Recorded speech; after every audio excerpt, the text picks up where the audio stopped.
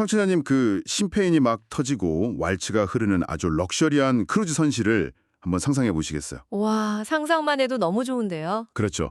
창밖으로는 저기 파타고니아의 비현실적인 빙하가 막 천천히 흘러가고 있고요. 네네. 그야말로 바다 위에 떠 있는 완벽한 5성급 호텔이잖아요. 맞아요. 그런데 그 화려하고 안락한 선실의 환풍구를 통해서 아주 조용히 치명적인 무언가가 번지고 있다면 어떨까요? 어우, 상상하기 싫은데요. 갑자기 분위기가 확 바뀌네요. 네, 그 완벽한 휴식처가 하루아침에 누구도 빠져나갈 수 없는 통제 불능의 밀실 스릴러 무대로 변해버린 사건이 있습니다. 아, 오늘 다룰 내용이 바로 그 사건이군요. 네, 오늘 우리의 심층탐구는 바로 이 오싹한 현실에서 출발합니다. 뉴욕타임스 보도를 바탕으로 케어이 뉴스의 김영래 편집장이 짚어낸 아주 흥미로운 최신 자료거든요. 네, 맞습니다. 지난 4월 1일에 아르헨티나 최남단 우수아이아에서 출항했던 크루즈선이죠.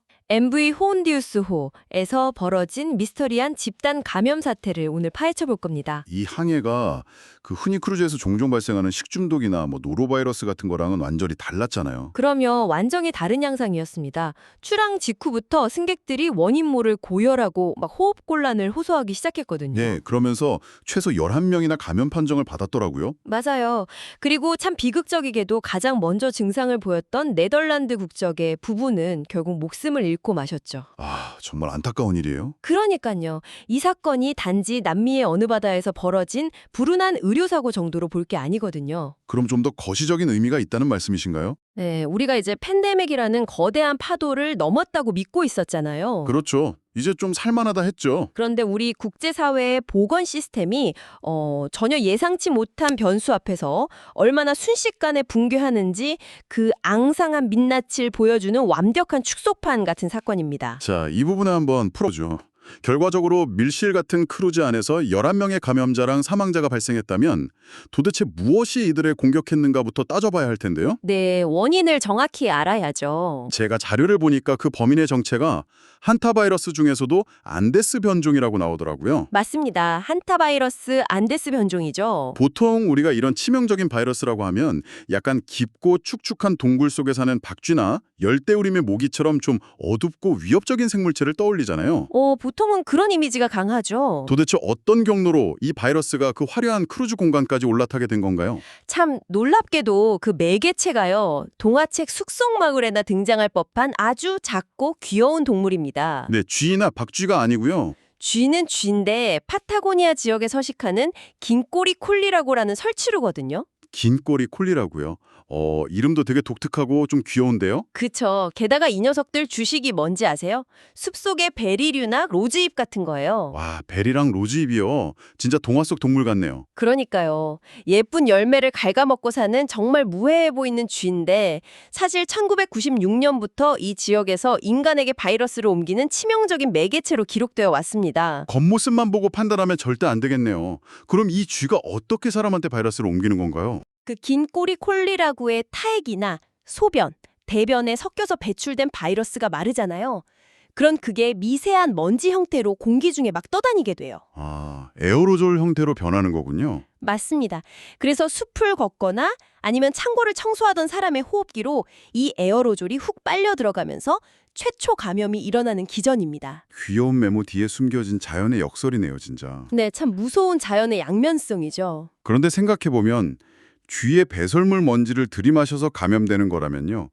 크루즈 안에서 그 11명이나 되는 사람들이 다 같이 단체로 파타고니아 숲속에 가서 쥐 배설물을 들이마셨을 리는 없잖아요.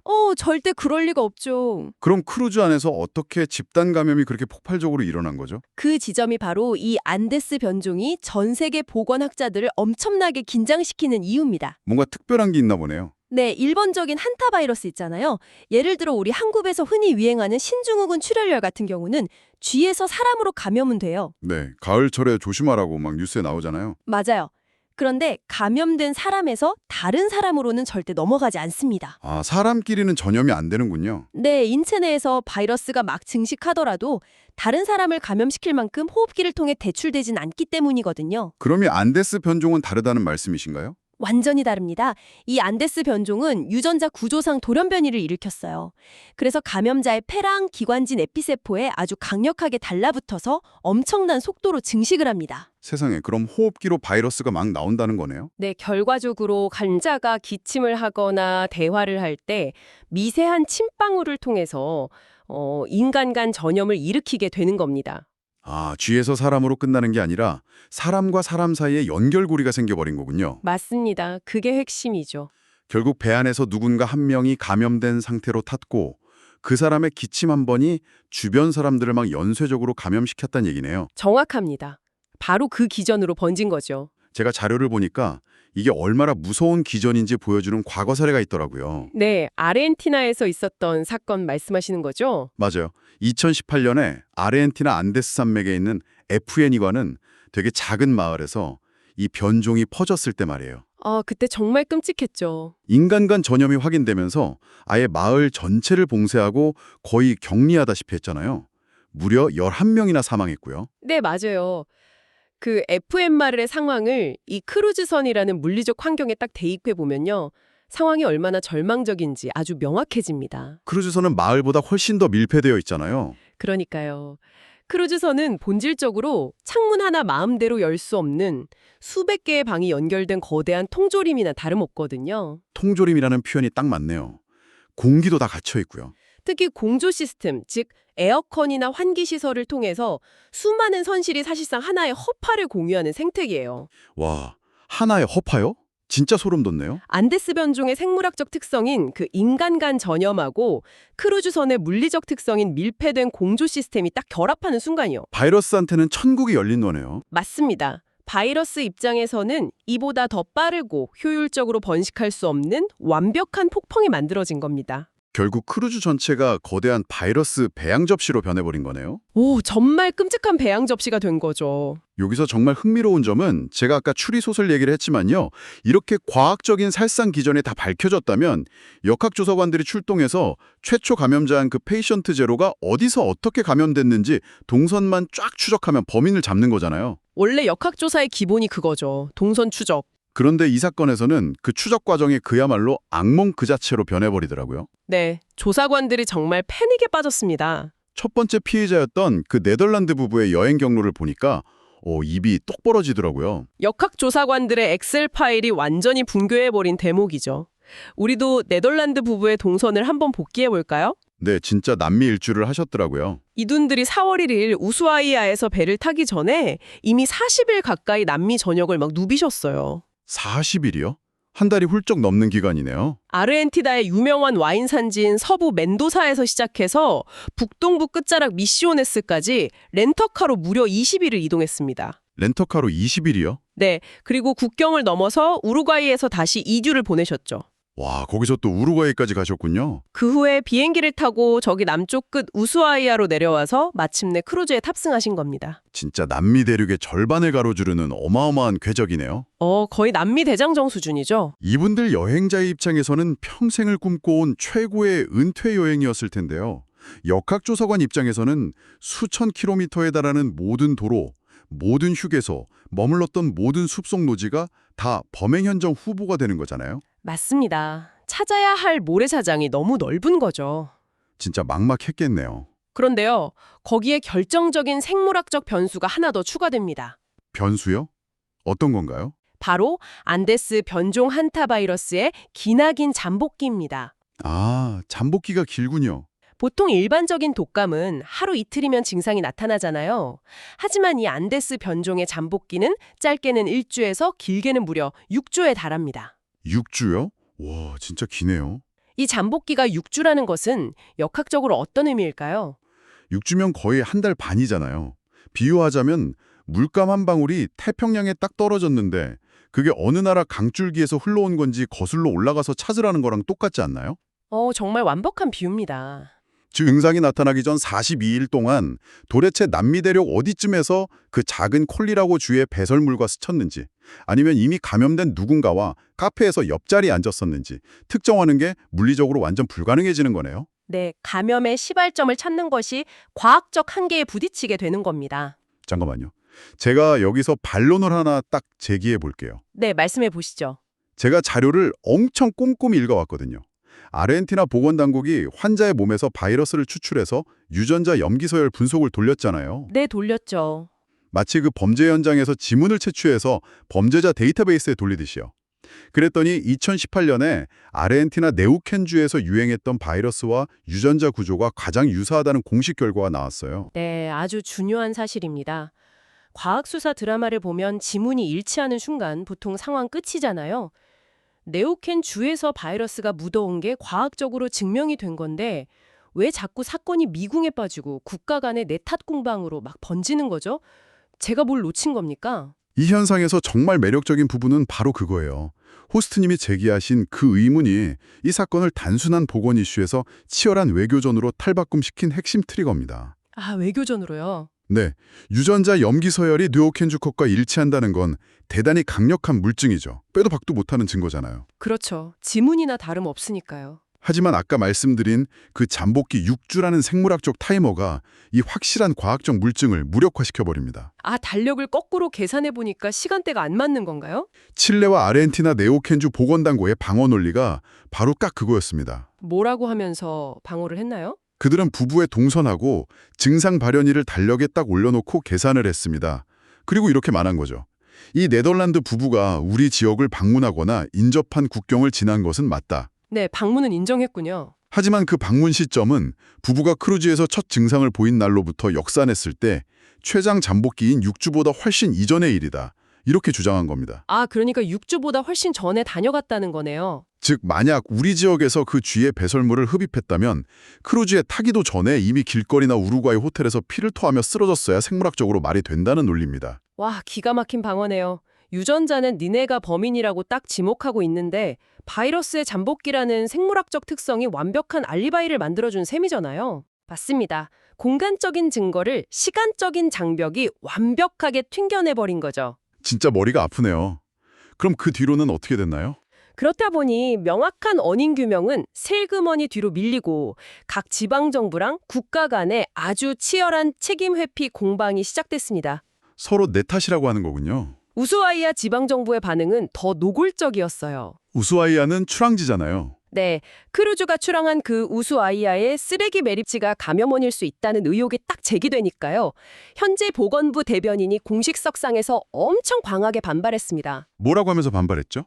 이건 파타고니아의 소중한 관광산업 이미지를 흠집내기 위한 불순한 공작이다 이러면서요. 자신들은 아무런 근거 없이 억울한 희생양이 되었다고 막 성명을 냈습니다. 듣다 보니까 이거 너무 기시감이 듭니다. 어떤 기시감이 드시나요? 원인을 알 수 없는 바이러스가 퍼졌을 때 초기 정보를 막 통제하고 유전자 기원을 두고 각국이 서로 내 탓이라고 막 손가락질하고요. 과학적인 역학조사는 정치적인 음모론, 경제적인 손익계산에 확 밀려나는 풍경이요. 이거 우리가 불과 몇 년 전에 코로나19 초기 단계에서 매일 뉴스에서 보던 양상 그대로잖아요. 맞습니다. 이 사건이 우리에게 남기는 가장 씁쓸한 통찰이 바로 그것입니다. 진짜 똑같네요. 무대가 중국의 수산시장에서 남미 파타고니아의 크루즈로 매개체가 박쥐에서 긴꼬리쥐로 바뀌었을 뿐이에요. 인간 사회가 이런 미지의 보건 위기를 마주했을 때 보여주는 책임 전가의 총극은 소름 돋을 정도로 동일한 패턴을 반복하고 있습니다. 우리는 팬데믹이라는 전 지구적인 예방주사를 아주 혹독하게 치렀잖아요. 네, 그래서 국제보건공조가 얼마나 중요한지 학습했다고 굳게 믿었죠. 그렇죠. 이제는 좀 다를 줄 알았죠. 하지만 막상 인간간 전염이 가능한 또 다른 변종이 딱 등장하니까 각국의 방역망과 정보 공유 시스템은 여전히 모래성처럼 허물어지고 만 것입니다. 정말 등골이 서늘해지는 통찰입니다. 바이러스 자체의 치명률보다도 이런 위기가 닥쳤을 때 우리가 믿고 기댈 수 있는 국제적인 방어막이 아직도 너무 엉성하다는 사실이 훨씬 더 위협적으로 다가오네요. 사실 그게 참 안타까운 부분인데요. 그렇다면 이 모든 게 우리 청취자님께 어떤 실질적인 의미가 있을까요? 거시적인 외교 분쟁이야 우리가 어찌 통제할 수 없다고 쳐도요. 네, 개인이 할 수 있는 영역은 아니죠. 당장 내년에 부모님을 모시고 효도 크루즈 여행을 계획 중이거나 아니면 은퇴 기념으로 럭셔리 남미 여행을 막 꿈꾸고 계신 청취자님들이 분명히 계실 거란 말이죠. 아주 많으실 겁니다. 이런 무시무시한 이야기를 듣고 나면 그냥 여행자 보험이나 제일 비싼 걸로 딱 들고 아무 일 없기를 기도하는 수밖에 없는 건가요? 단순히 여행자 보험의 보장 한도를 높이라는 수준의 조언이 아닙니다.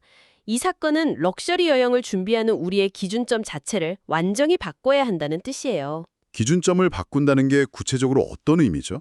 특히 크루즈를 선택하실 때 이제는 막 화려한 인테리어나 코스 요리의 질보다 더 중요하게 따져봐야 할 뉴노멀의 조건들이 생겼습니다. 아, 코로나를 겪으면서 뭔가 교훈을 얻어야 한다는 거군요. 코로나19 초창기 일본 요코하마항 앞바다에 둥둥 떠있던 그 다이아몬드 프린세스호의 악몽을 한번 떠올려 보십시오. 아, 그때 정말 끔찍했죠. 수천 명의 승객이 배 안에 갇힌 채 속수무책으로 감염병에 노출되었잖아요. 맞아요. 그때도 배 전체의 공조 시스템을 통해서 바이러스가 선실 구석구석으로 막 퍼져나갔었죠. 환기구로 다 연결되어 있으니까요. 그렇기 때문에 만약 평소에 기저질환이 있으시거나 시니어 연령대의 청취자님이시라면요. 결제 버튼을 누르기 전에 꼭 두 가지를 깐깐하게 물어보셔야 합니다. 오, 두 가지 팁. 뭔가요? 첫째, 내가 타는 크루즈의 선내 주치의가 단순히 배멀미 약이나 처방해주는 수준인지 아니면 호흡기 감염 통제 프로토콜과 선내 격리 시스템을 제대로 운영할 수 있는 전문적인 의료진인지 확인해야 합니다. 아, 의료진의 수준을 봐야 하는군요. 두 번째는요?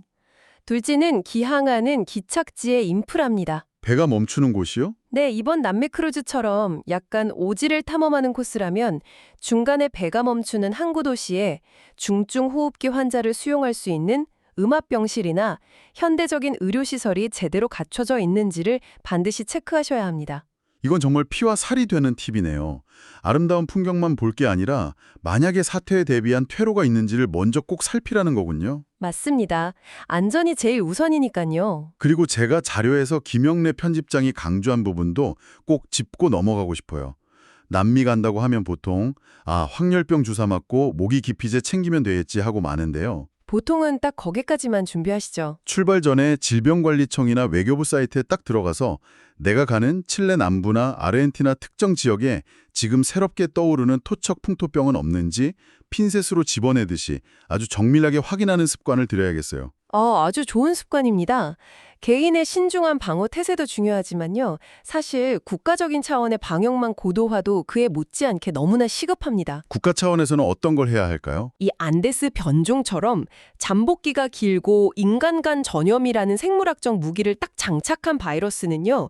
공항에 있는 열화상 카메라만으로는 절대 걸러낼 수가 없습니다. 하긴 잠복기에는 열이 안 날 테니까요. 네, 무증상 상태로 국경을 싹 통과한 뒤에 일상으로 돌아가서 잠복기가 끝날 즈음에 지하철이나 사무실에서 아주 조용히 확산을 시작할 수 있기 때문이죠. 진짜 무서운 시나리오네요. 그래서 입국 후에 촘촘한 모니터링 시스템하고 외래 변종을 신속하게 분석해낼 수 있는 유전자 감식 역량이 지금보다 훨씬 더 높은 수준으로 구축되어야 합니다. 그래야만 이런 눈에 보이지 않는 위협으로부터 시민들의 일상을 지켜낼 수 있습니다. 맞습니다.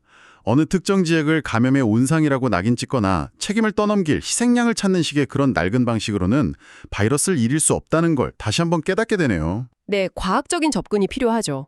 두려움에 떨면서 여행을 아예 포기할 필요는 없지만 나와 내 가족의 안전을 지키기 위해서는 사실과 과학적 데이터에 기반해서 아주 합리적인 판단을 내리는 태도가 그 어느 때보다 중요해진 시대가 온 것 같습니다. 정확한 요약입니다. 자, 오늘 심층창구를 통해서 참 많은 것들을 깊숙이 파헤쳐봤습니다. 남미 파타고니아의 동화 같은 숲속에 살던 아주 작은 긴꼬리주의 바이러스가 어떻게 유전자 돌연변이를 일으켜서 인간 간 전염이라는 무기를 얻게 되었는지, 참 자연의 신비이자 공포죠. 그리고 그 바이러스가 어떻게 크루즈선의 공조 시스템을 타고 완벽한 밀실 스릴러를 연출했는지, 나아가서 6주라는 기나긴 잠복기가 유전자 증거마저 딱 무력화시키면서 국가 간의 치열한 책임 공방과 외교전으로 번져가는 과정까지 말입니다. 네, 정말 한편의 영화 같은 팩트들이었네요. 청취자님, 오늘 탐구를 마치며 이런 생각을 한번 해봅니다. 수십 년 전만 해도 파타고니아의 아주 고립된 마을에서 조용히 나타났다 사라졌을 그 토착 바이러스가 단 한 척의 크루즈선을 타고 순식간에 전 세계의 방역망을 시험하는 글로벌 이슈로 번져나갔습니다. 네. 그렇다면 기후변화로 생태계의 경계가 막 무너지고 전 세계가 항공망과 크루즈 항로로 그 어느 때보다 촘촘히 연결된 바로 지금이잖아요. 우리가 이름조차 모르는 지구 어느 구석에 또 다른 낯선 풍토병이 이미 누군가의 다음번 휴가 티켓과 함께 우리 곁으로 국경을 넘을 준비를 딱 마친 것은 아닐까요? 우리의 글로벌 방역망은 이 보이지 않는 승객들을 감당할 진짜 준비가 되어 있을까요? 이 질문을 청취자님만의 새로운 탐구 주제로 남겨두면서 오늘의 깊은 탐구는 여기서 마치겠습니다.